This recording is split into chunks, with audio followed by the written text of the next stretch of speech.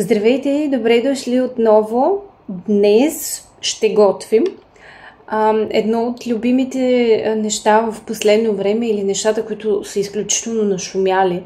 Е хлябът с квас. Именно това ще ви покажа в момента. Съответно рецепта, която е лесна за правене. Предлагам ви да се заемем с това да го направим. Нищо сложно няма в това. Ще смесим вода, брашно и квас. Единственото, което е по-специфично и може би това, което отказва хората от това да го правят, е просто защото има стъпки, които трябва да се следват. Тоест има последователност от неща, които трябва да направим, за да се получи.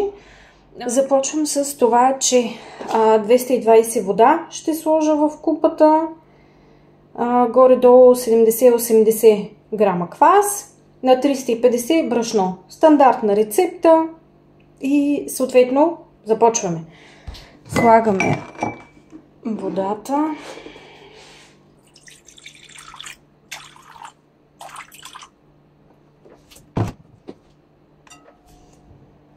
Как изглежда нашият квас? Тази сутрин го захраних и изглежда ето така. Много е красив.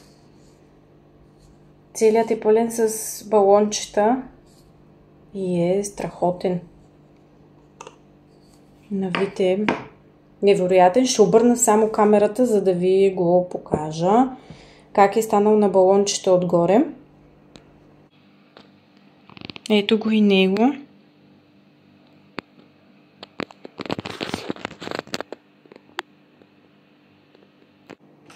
Така че слагам в момента 70-80 максимум. Защо няма да сложа повече? Както е топло в момента, едни 100 грама, примерно да речем, ако сложа 100 грама, ще втаса прекалено бързо и няма да има този ефект, който трябва да има. Този вид хляб и въобще идеята на кваса е, че самата ферментация отнема достатъчно дълго време. И самата ферментация да е бавна, което пък всъщност помага за нашите черва. Това е в общи линии накратко. Така че заемам се с това да сложа, както ви казах, 80 максимума, който ще сложа.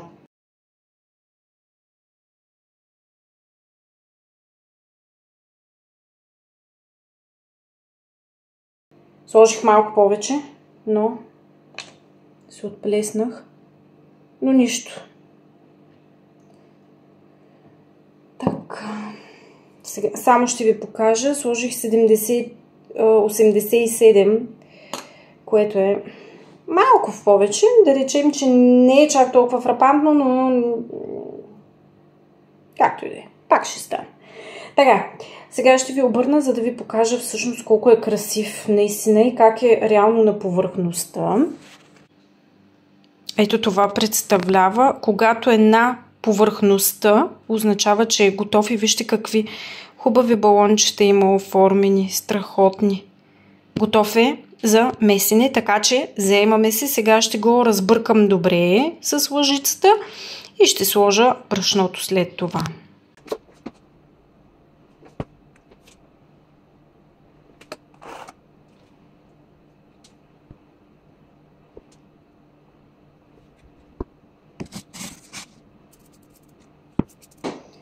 И така, в момента това, което ще направя, само ще ви покажа как изглежда. Започвам да го обърквам заедно, съответно то няма да е изключително лицеприятно накрая, но това не трябва въобще да ви притеснява. Ще умесим всичко заедно и ще го оставим да си почива.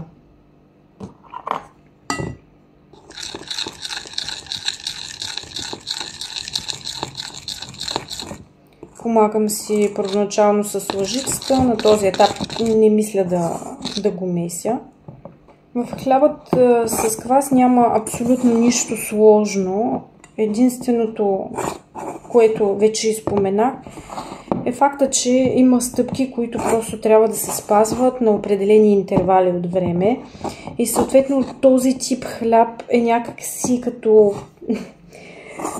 една последователност от неща, които трябва да свършиш, за да има накрая резултата, който ти трябва. Сякаш самия хляб ти казва да отделиш от времето си, да му дадеш почита.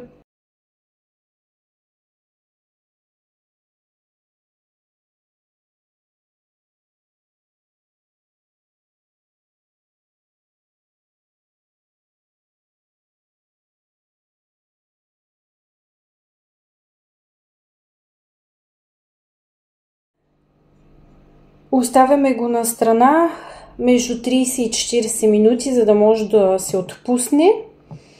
И след това това, което ще направим, е да му сложим солта с много малко вода отгоре, за да може по-лесно да се попие от самото тесто, да се абсорбира.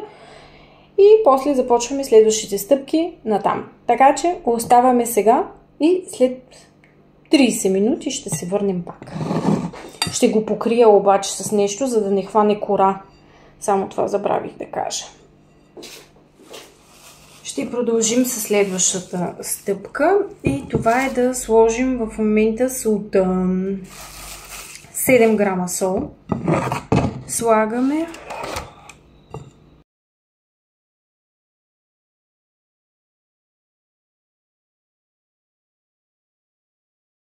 Ако няма сол, не става вкусен, така че трябва си. Дори да е в малки количества си трябва, ще посипя с малко вода, за да може просто по-лесно да се разтвори солта, но не прекалявам. Това, което в момента ще направя, е следното нещо. Ще хвана и ще издърпвам. Даже в момента глутена се е отпуснал и е в пъти по-теглив. Ето така изглежда. Така че в момента ще го помесим малко. Ето така. Изглежда в пъти по-хубаво.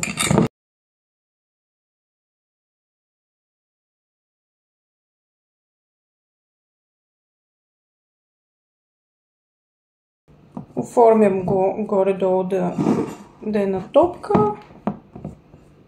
и го оставяме за още 30 на минути. Сега на всеки 30 минути ще започнем да го сгъваме. Това, което ще направим в момента, са сгъванията. Те са съответно малко по-специфични в момента. Ще си намокря ръцете с вода. Ще го отлепя. И ще започна да го сгъвам. Сгъването става под формата на плик от всяка една страна.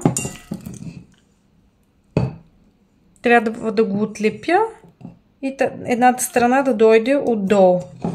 Завъртам пак от всички 4 страни.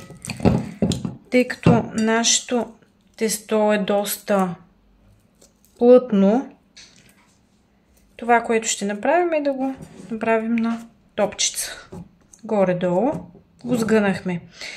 След 30 минути ще направим абсолютно същото. Общо 3 пъти. И след като ги направим, ще го оставим да си почине. Така че на всеки 30 минути, след половин час е още едно сгъване, след още половин, още едно, т.е. общо 3 през половин час. И след 1 час ще го оставим изцяло да си почине, докато започне да удвоява самия обем. И след което ще го прехвърлим вече в съда, в който ще си втасва до утре сутринта. Така че продължаваме с другите 2 стъпки. Тях няма да ви снимам, те са идентични.